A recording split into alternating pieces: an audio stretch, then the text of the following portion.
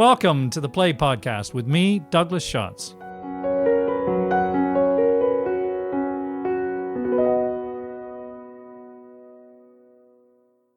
Hello and welcome to episode 106 of the Play Podcast, where we explore the greatest new and classic plays. I'm Douglas Schatz, founder and host of the Play Podcast. The curtain rises on a well-appointed lounge in a large terraced house in Haringey, North London. There are lots of books, as well as LPs and a high-quality sound system. It is early in the morning, and Alfie and Julie are standing quietly. They don't speak for longer than is comfortable. The first words they say to each other are, "I love you." It is a charged moment. Charged because Alfie's next utterance is to say that he has accepted the doctor's diagnosis and has decided that he does not want any more treatment. Alfie has terminal cancer, and he and Julie must now face how best to play out the end of their time together. This is the challenging beginning of David Eldridge's new play, End, which is not only an emotionally painful meditation on mortality, but also a testament to the life-affirming power of love. The play is the final installment of what David has described as a triptych for the theatre, following Beginning in 2017 and Middle in 2022. Each of the plays in the series presents a snapshot of a couple at a particular time of life. Beginning shows us a moment when a couple first meet. In Middle, the couple are reviewing their marriage and lives in middle age. And now, in End, we meet a couple in the twilight of their life together. The plays are not written as sequels, however. It is a different couple in each play. What they do have in common is their form, all consisting of a two-handed conversation played out in real time, as well as their recurring themes: the need for and fear of love, how couples maintain relationships as the years go by, how our class origins define our choices and sense of identity, and finally, how we navigate the reality of the finite time we have to live. As we record this episode, End is on stage at the National Theatre in London, with Saskia Reeves and Clive Owen playing Julie and Alfie.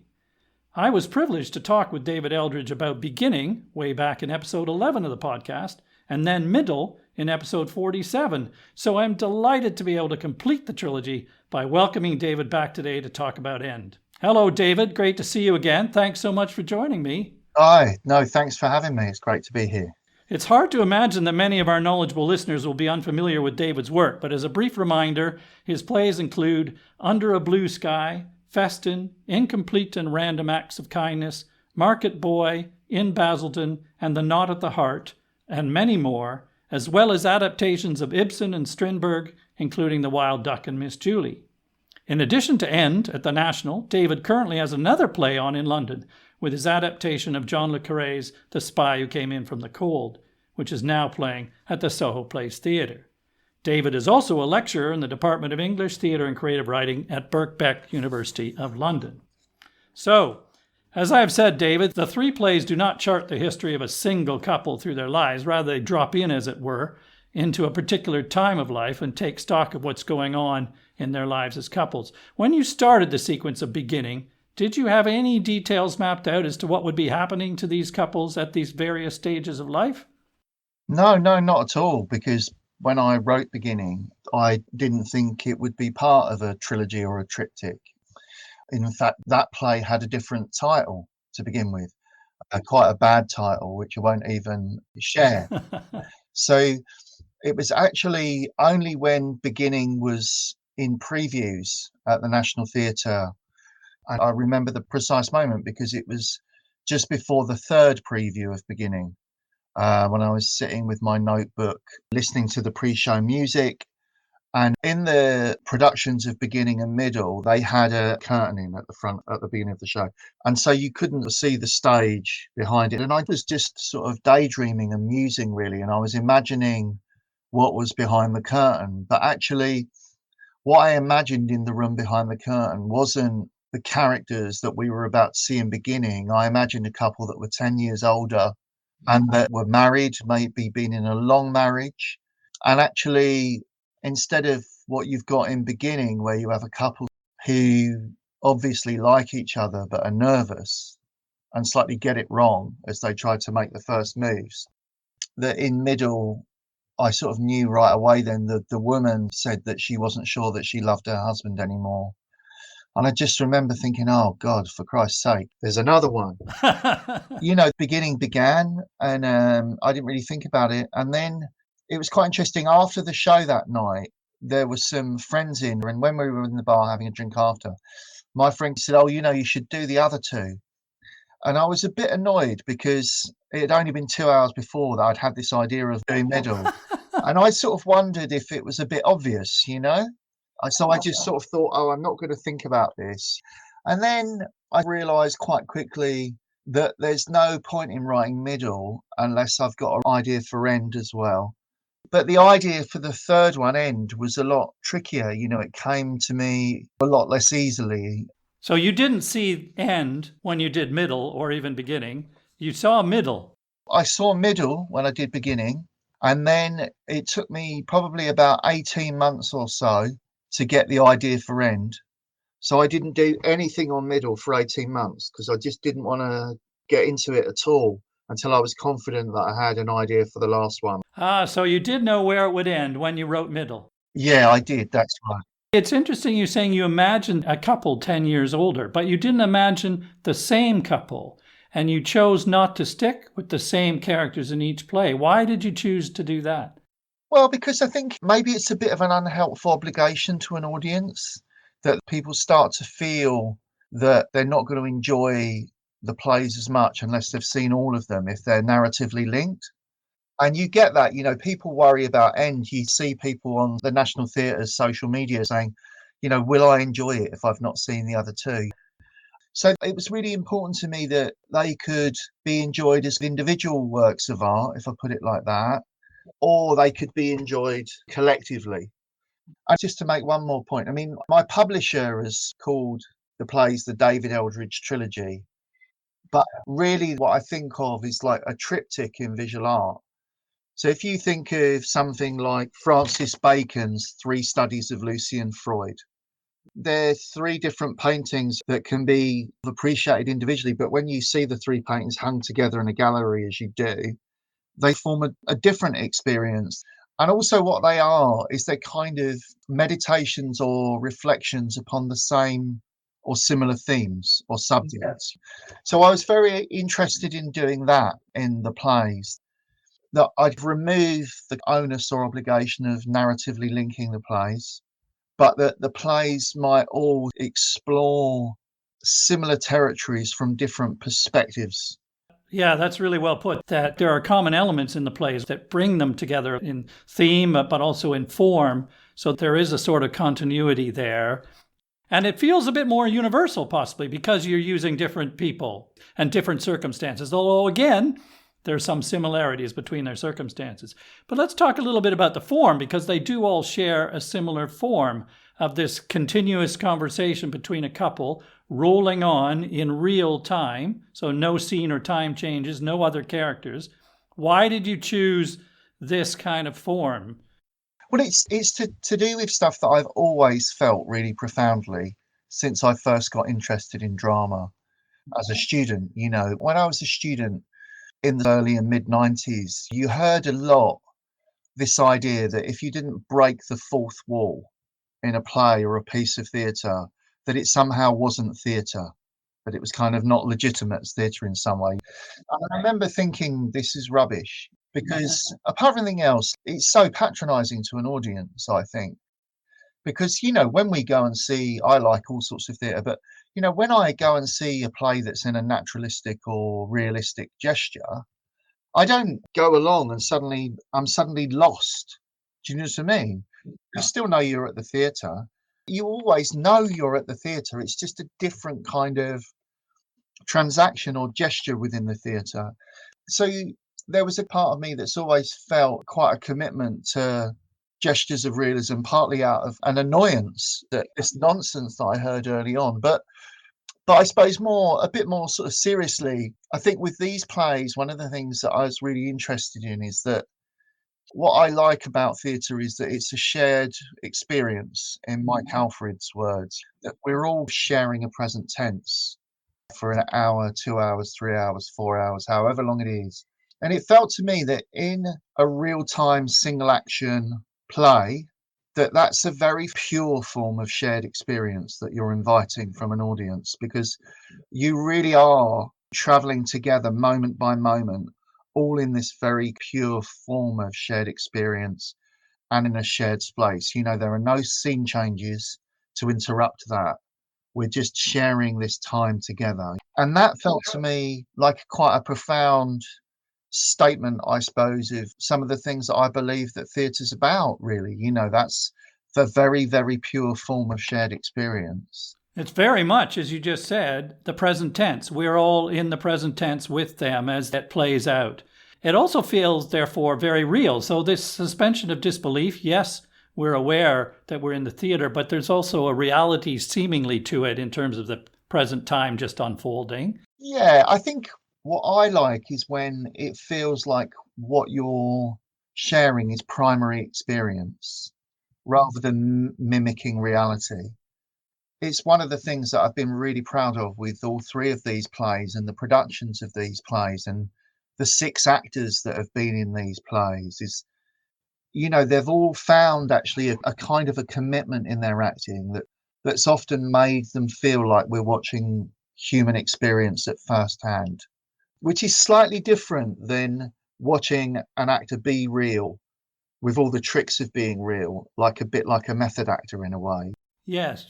And I think there's something about the pacing of it, David, that creates that as well, the way that you let time unfold so that the actors actually perform it in that real sense. In fact, in the published text of N, for example, there are recurring stage directions that suggest that the actors or director could even let real time sort of slow down. For example, when there's a silence between them, you suggest that this could be held for as long as you think you can get away with.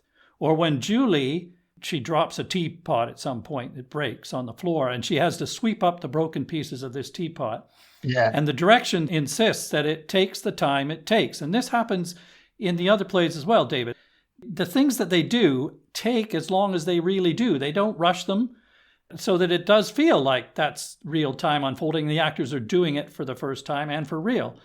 I mean, I guess I know the answer now. That why are you keen that that pace or dialogue be slowed down, so to speak, in this way, that it unfold at that kind of pace? Well, it is to do with creating a sense of sharing a lived reality and primary experience. And I have to say, though, I mean, I've never believed in a kind of indulgent form of playmaking. I mean, the reason I think why those silences and physical actions work is because there's a really strong subtext sitting underneath them. And I think that part of a dramatist's job, in a way, is to earn those moments. I mean, the bit that you're just referring to in End, where Julie is left alone and she smashes the teapot, and then there's this very, very traumatic release of how she's feeling inside when she screams into a cushion, and then having got that out, she clears it up, and then Alfie comes back in. Well, I mean, partly why I think you can do that is because just before then, they're at complete loggerheads, they're at an impasse. And as an audience, you think, oh my God, this man's dying. And you're experiencing losing this man.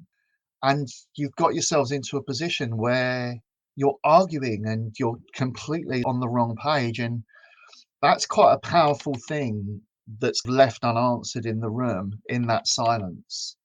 And I think without that kind of subtext, those things don't hold and they become indulgent. You're absolutely right. I think the phrase, there's never nothing going on, struck me. No. That when this silence is happening between events or between them, there's never nothing going on. And it feels at times almost dangerous because it may last longer than we expect as an audience naturally, because we're expect for things to be just rolling along. But it creates a space, I think, for us also to think further about what is going on that you've just described, for example. And also, it's interesting, I think, from the actor's point of view, isn't it, that they are, again, actually living it, feeling it out for themselves. And it gives those actors the space to find that themselves. So that there's an added complexity to that, or just sheer depth of feeling happens in those moments. Because you're leaving it in a way in these stage directions, are you not, to the actors to determine, well, how long is it going to be? Yeah, that's right. And I suppose the thing that I'm keen for is that the actors can find it in a real and earned way that's emotionally true. So they're not having to play any acting or emotional shortcuts.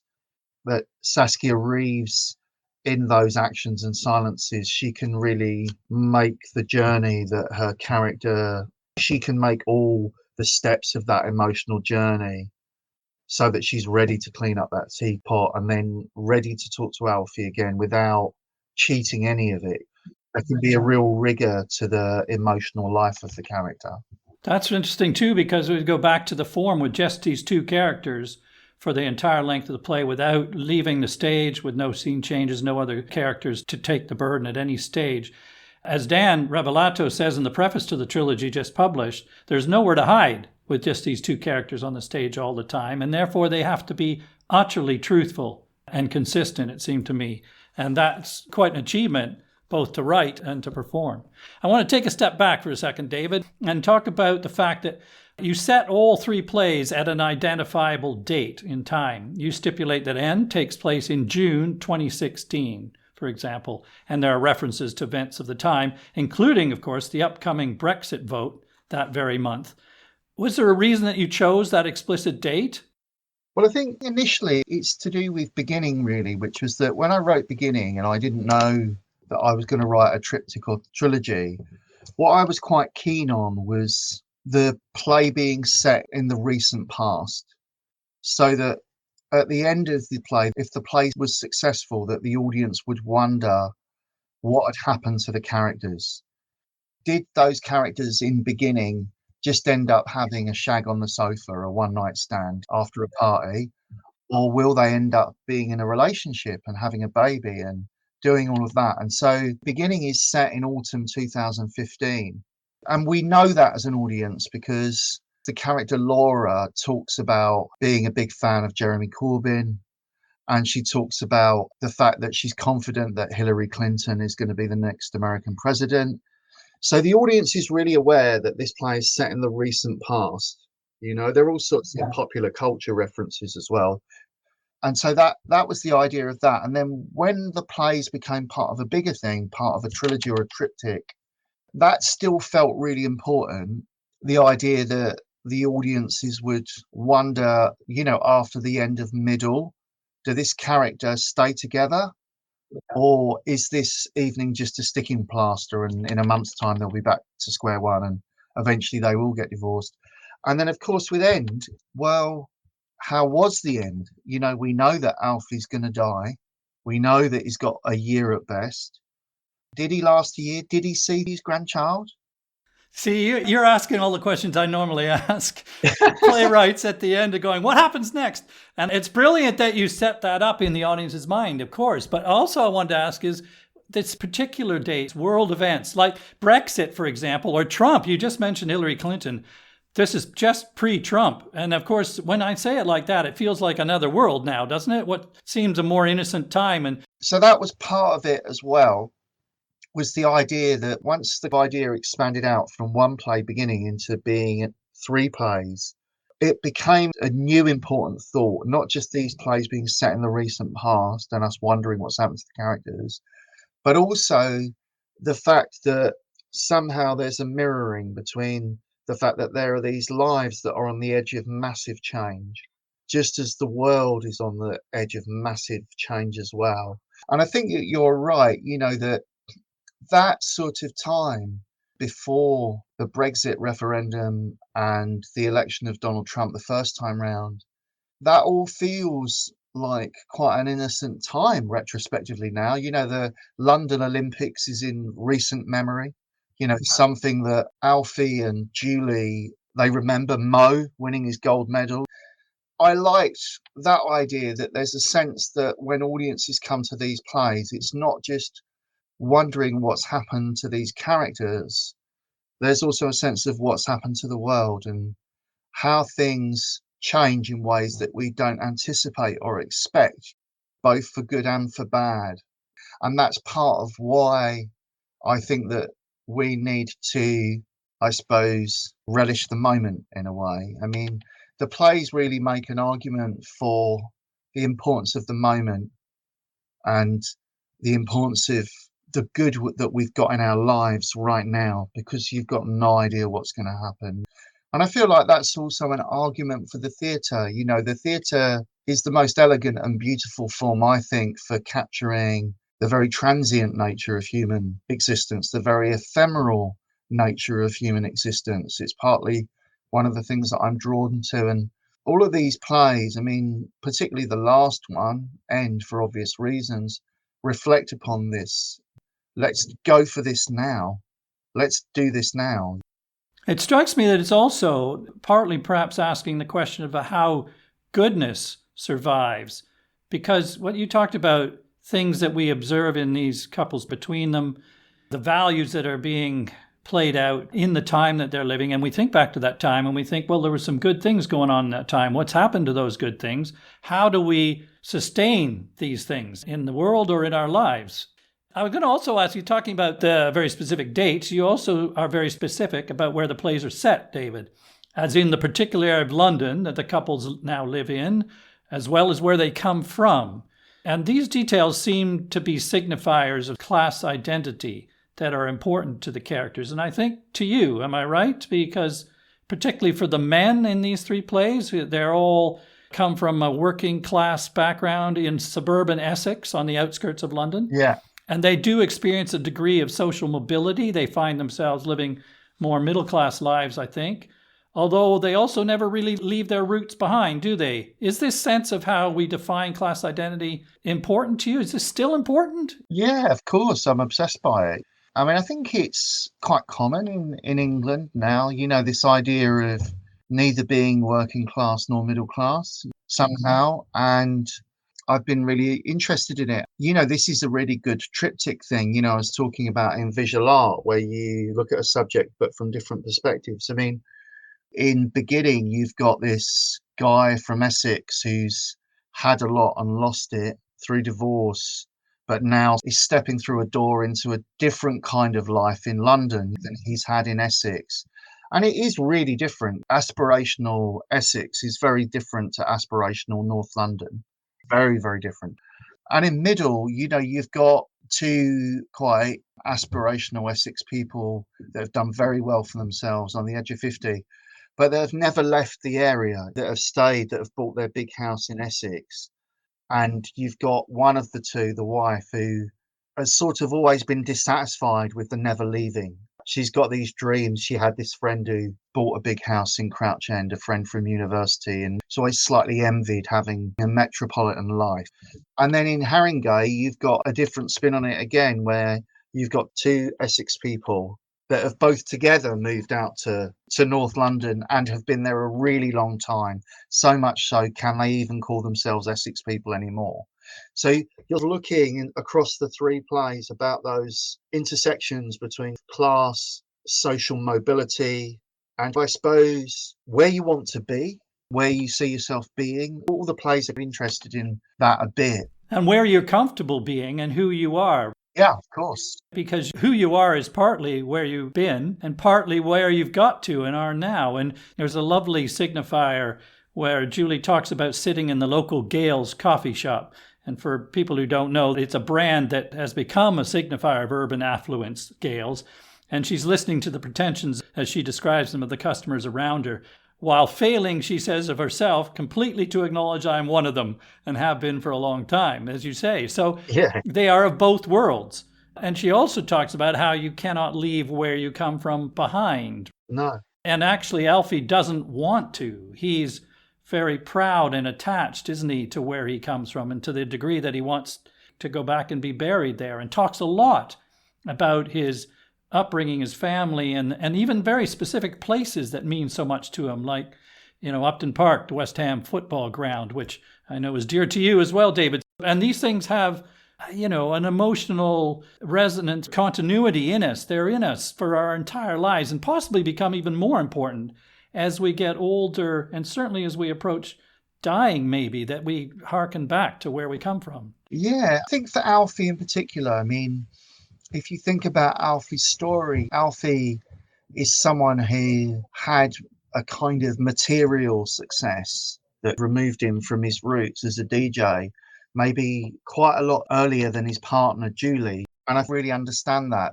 if you are distanced from your roots or where you come from at a relatively young age, the work that you do to maintain contact with that part of yourself is really important. Whereas I think Julie, we know that Julie was a school teacher and she'd been trying for a long time to write her books, and then she did an MA, and then she got a crime novel published. And also Julie's able to process where she comes from differently. She's able to process it in her writing. You know, we know that she has these series of Essex crime novels, these Karen David crime novels that are a bit inspired by her mum.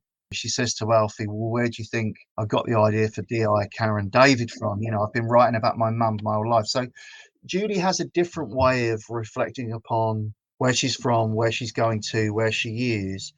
And of course, that's something that I'm familiar with because I do that too. You know, she's able to reflect upon that in a creative way, in a creative outlet. Whereas Alfie, I think, although he's an artist, as a DJ and a musician, it's not quite as tangible in the same way. So for him, really to fixate on those things, I think is much more important in terms of his identity, I suppose.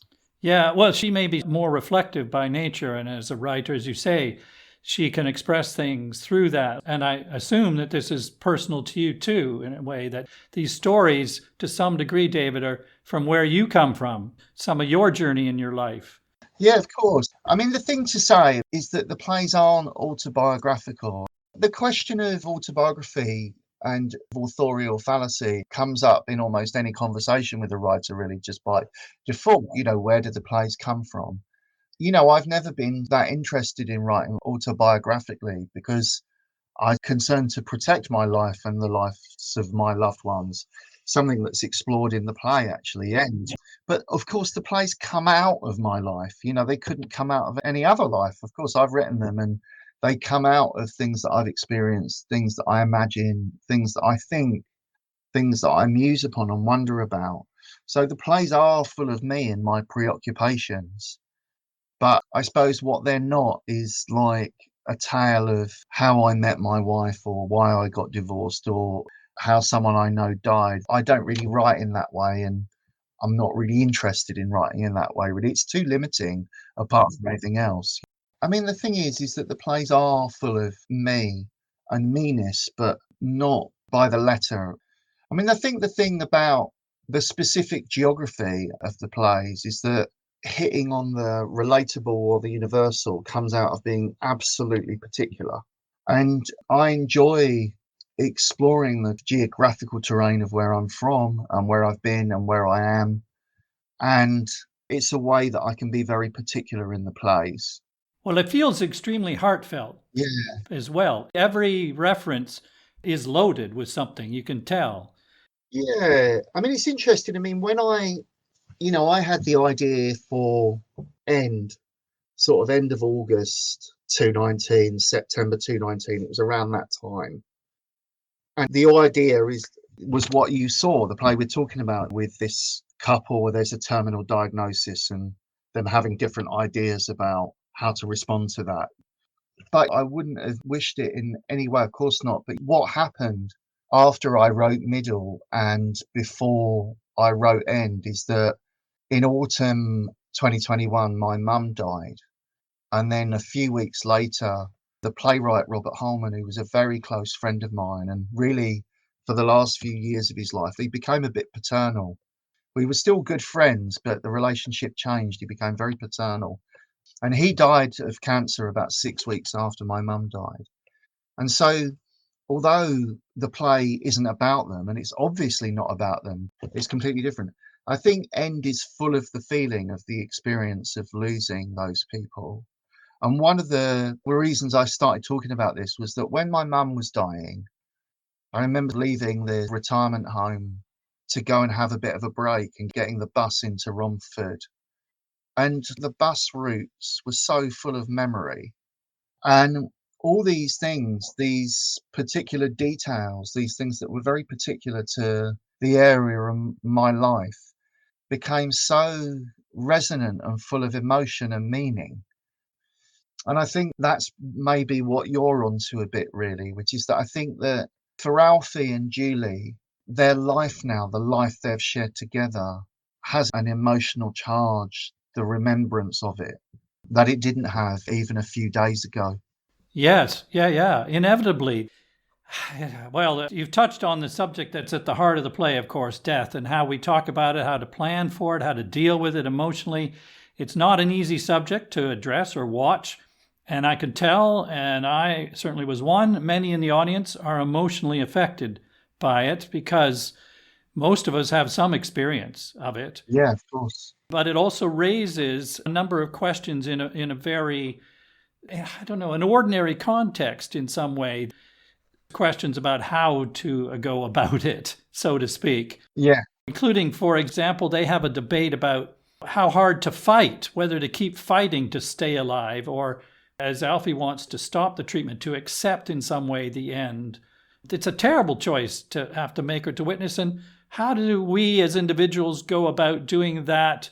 It also, of course, is not done in isolation, as you clearly are saying here in the play, because whatever you're deciding individually for yourself is obviously affecting your loved ones and those around you. Yeah. So is it really your decision, and how do you go about making those choices? Fantastically difficult questions that they share. And it's very beautifully presented, but it's left utterly unresolved because most of them are irreconcilable, these questions, and they're very deeply personal. But I mean, did you wrestle with some of these in your own life? Or I don't even want to make it autobiographical. I just want to hear what you think about those choices that we have to make. Well, to be honest, I was talking about my mum and my friend Robert. I mean, my mum had a very progressive dementia, so she didn't have any choice.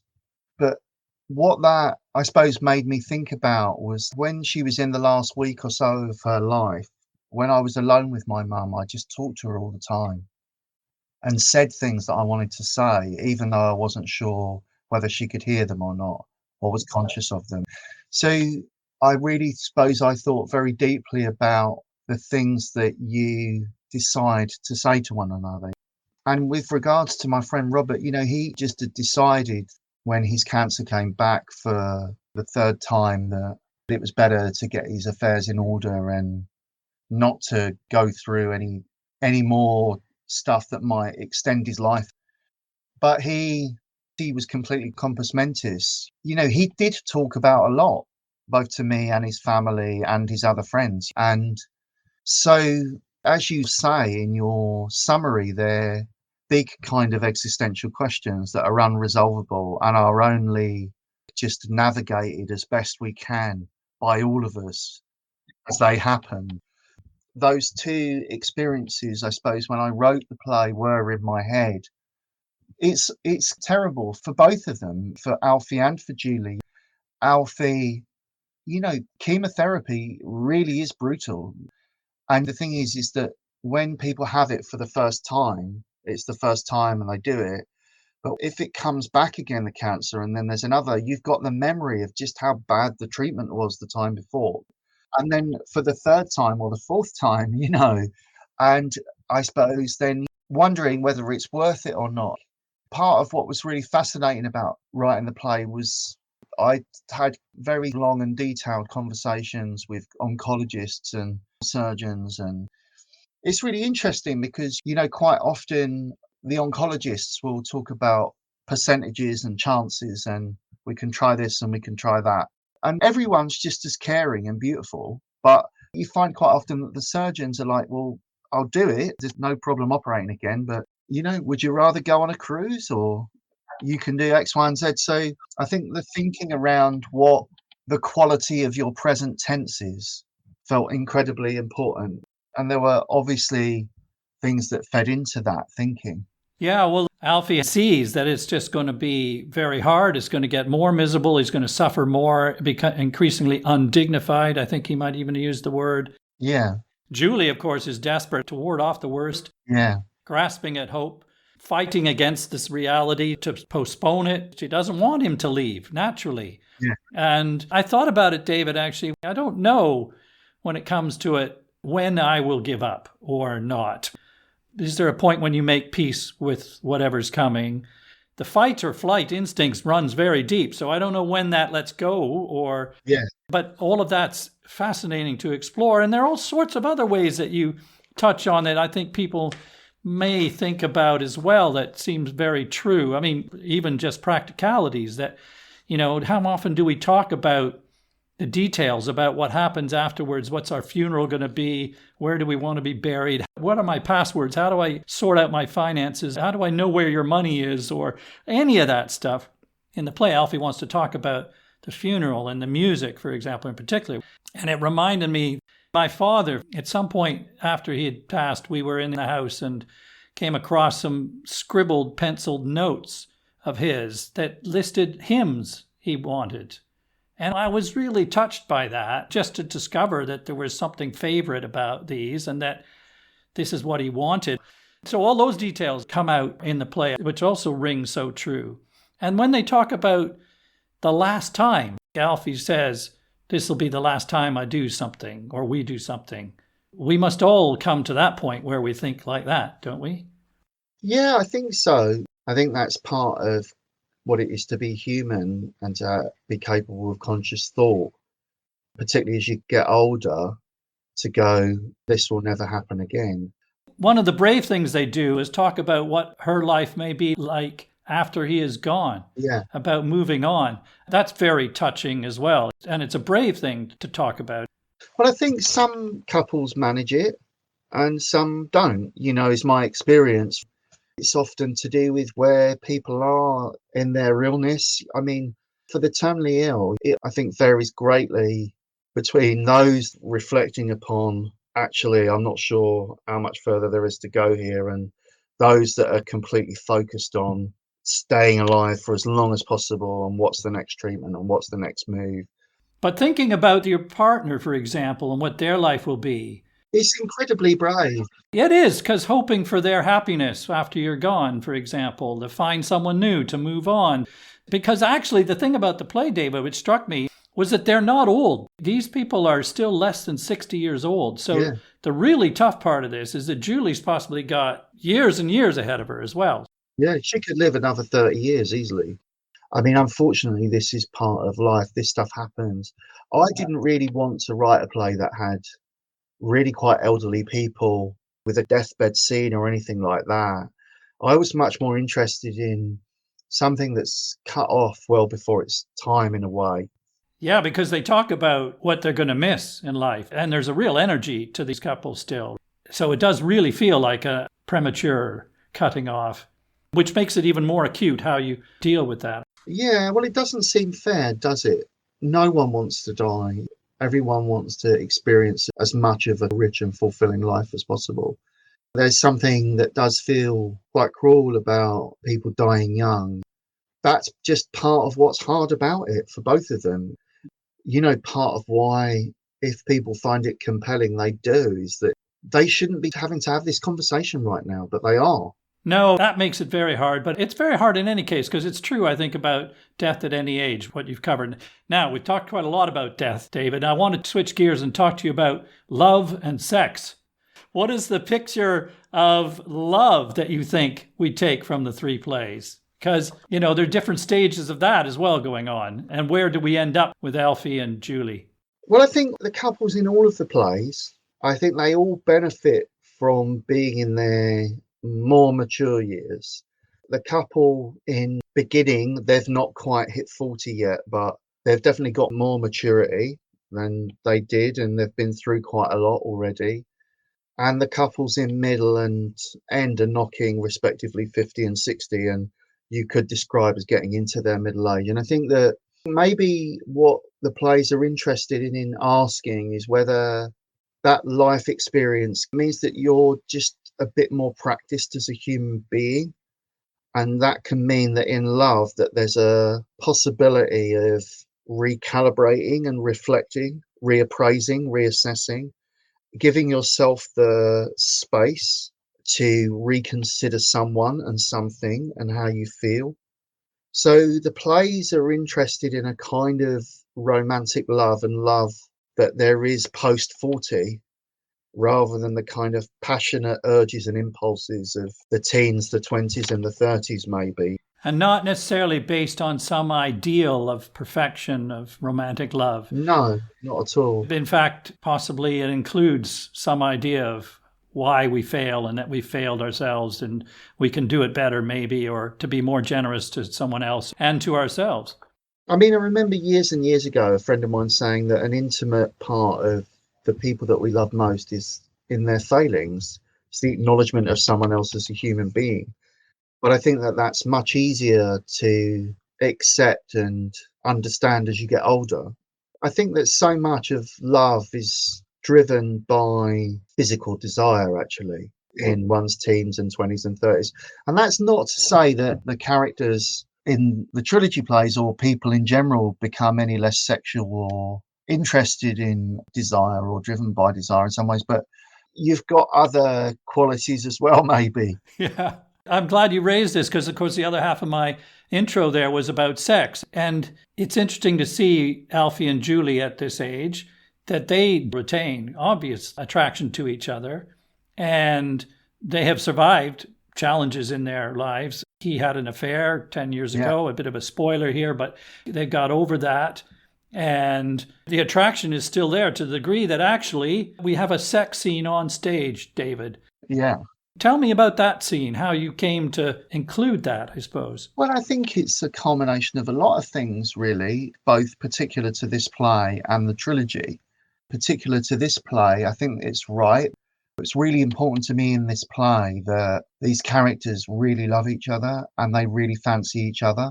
I think the play just wouldn't have the power that it does, or maybe does, without that, because it's partly why we care about them and why it's so fucking cruel that he's dying.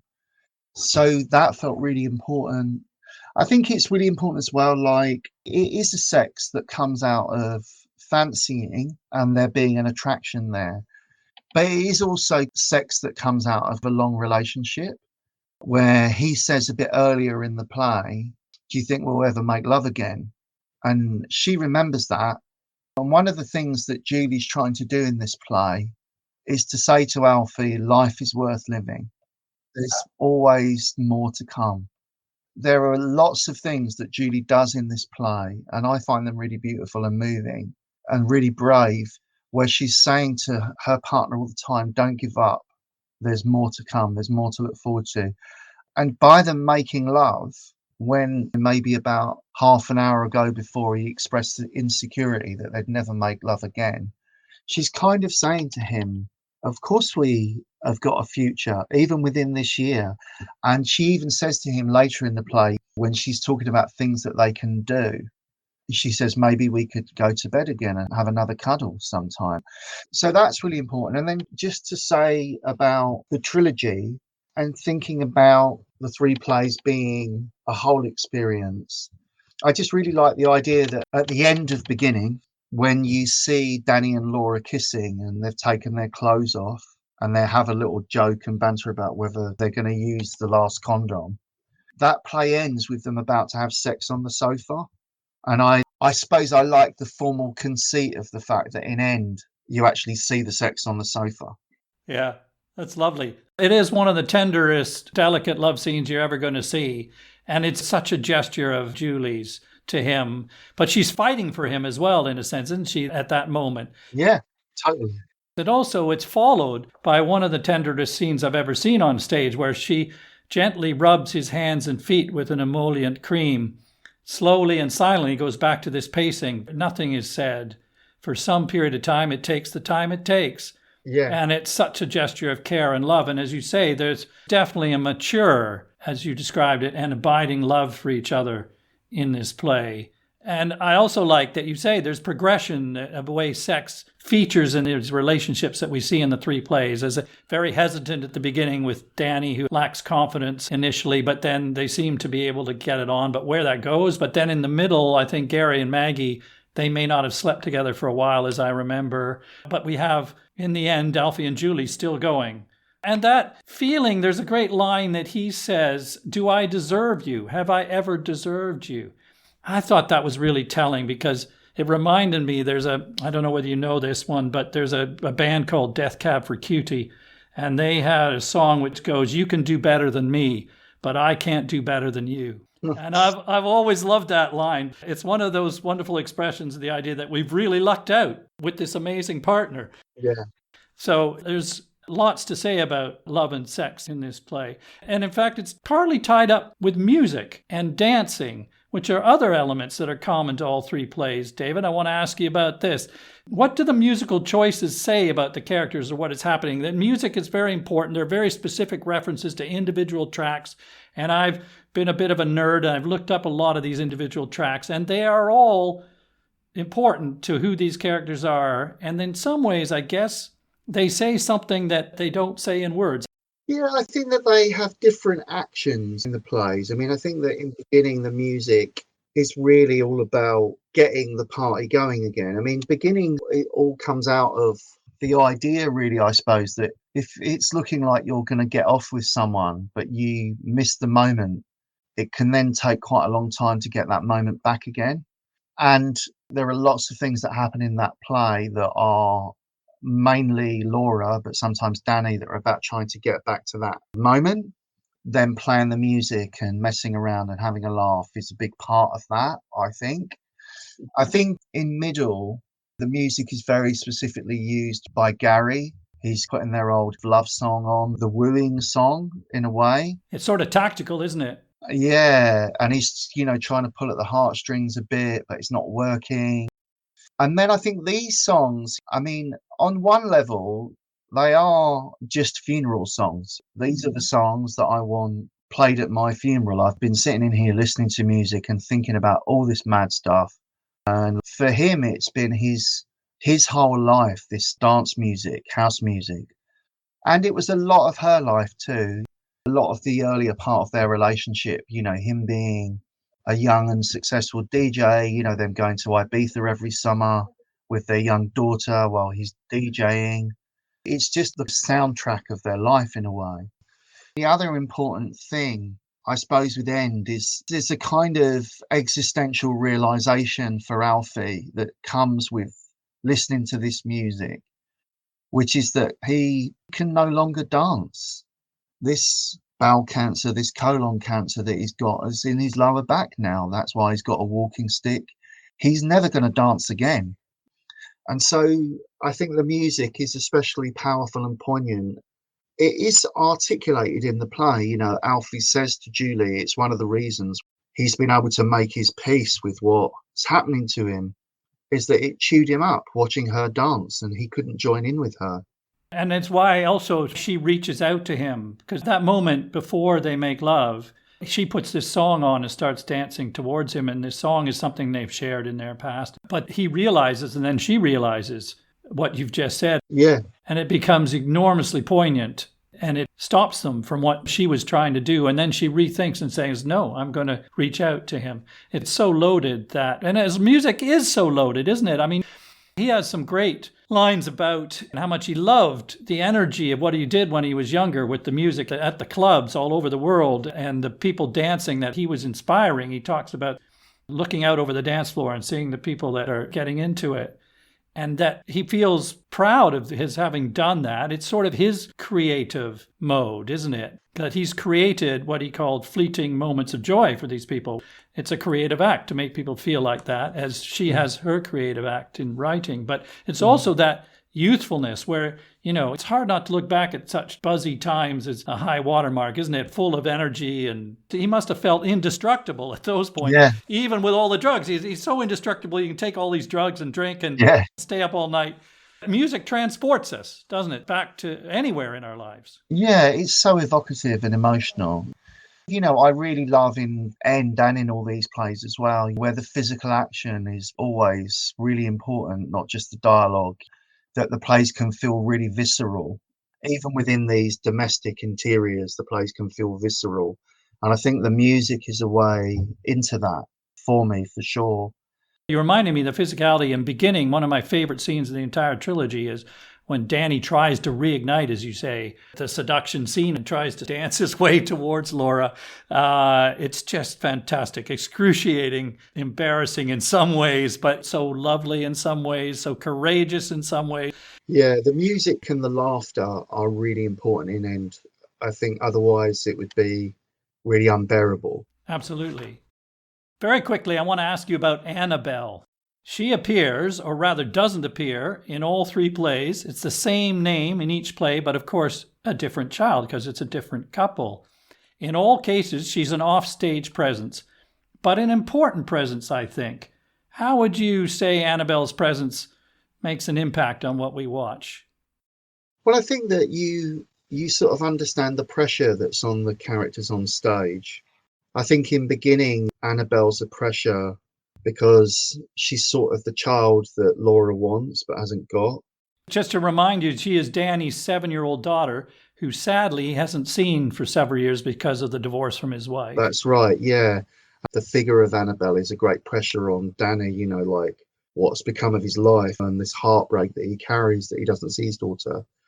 And I mean, the Annabelle in middle really is a pressure on Gary and Maggie about their marriage, really, like what's come between them. They have very different parenting styles, but also is Annabelle a reason to separate or stay together? She's 8 years old, I think, in that point, and she's upstairs asleep while Gary and Maggie discuss whether they're going to even be together. That's right, yeah.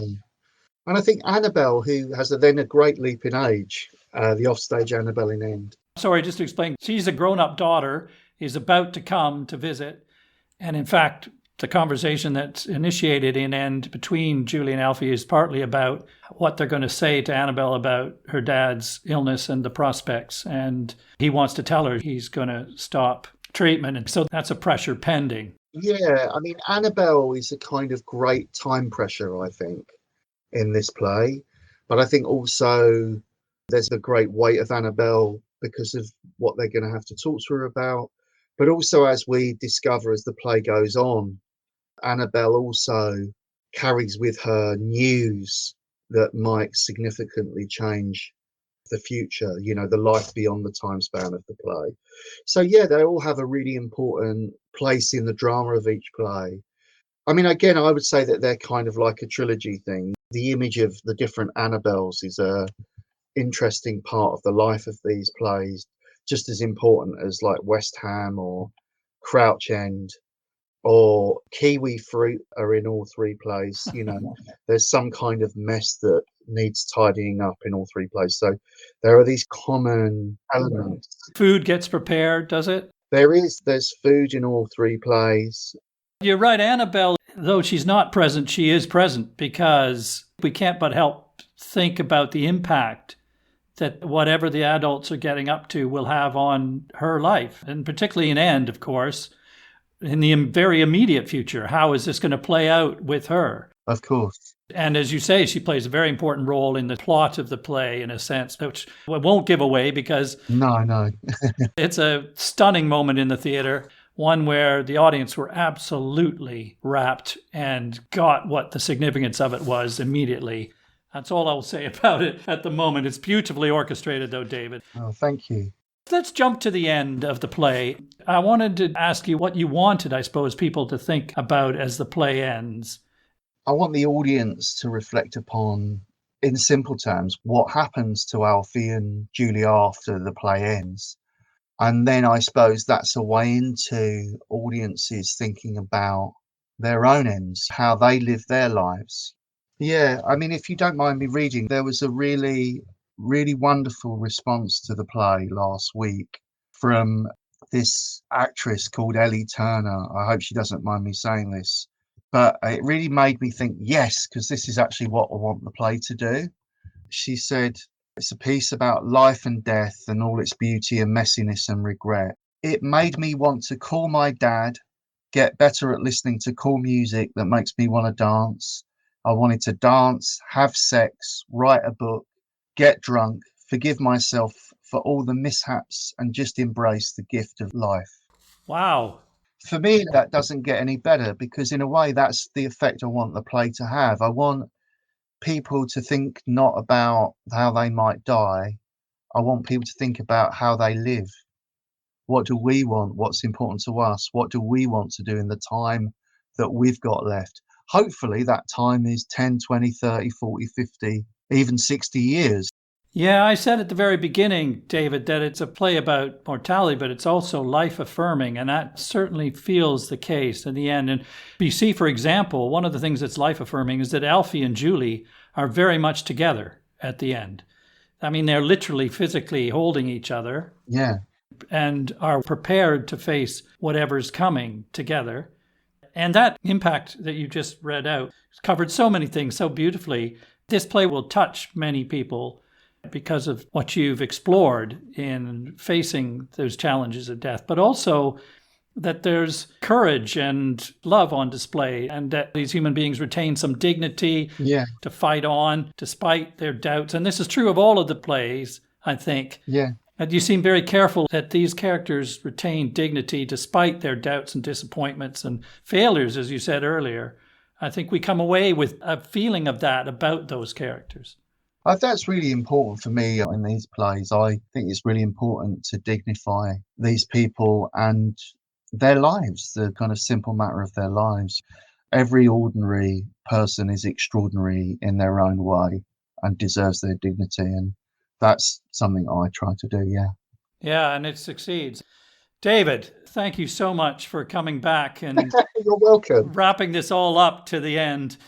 Before I let you go, you may remember that one of the traditions of the podcast, I like to ask my guests to recommend another play that we might cover sometime, or actually it's just one that you personally love. And actually, you mentioned earlier you chose 2 Robert Holman plays previously. I did, yeah. Across Oka and The Lodger, both of which I've read as a result. Thank you for those. Is there another play that you could recommend to our listeners?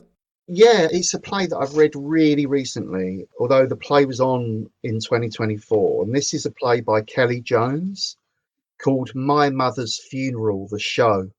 Kelly is a really talented playwright from Dagenham in Essex, East London. So she's from a bit of a similar part of the world as me in that Essex, East London hinterland. She's on attachment at the National Theatre Studio at the moment.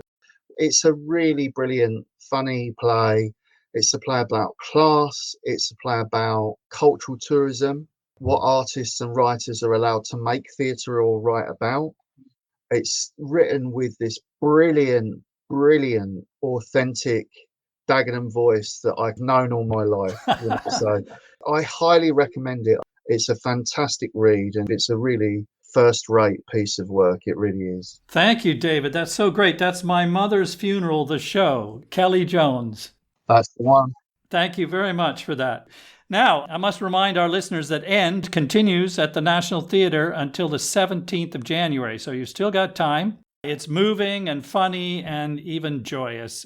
Thank you, David. Great to see you again. And I hope you'll do another 3 plays we can talk about in the future. I think this is the last time. Great to be on the Play podcast again, Doug. Thanks very much for having me. Great, thank you. As the curtain falls and Alfie puts a positive smile on his face to greet his daughter, we may not know how long they have or what the end will be. We do know that there will be no miracle cure or fairy tale ending, but we are also shown that our facing the end may bring out the best of our humanity, our capacity for courage and for love. Thanks for listening. See you next time.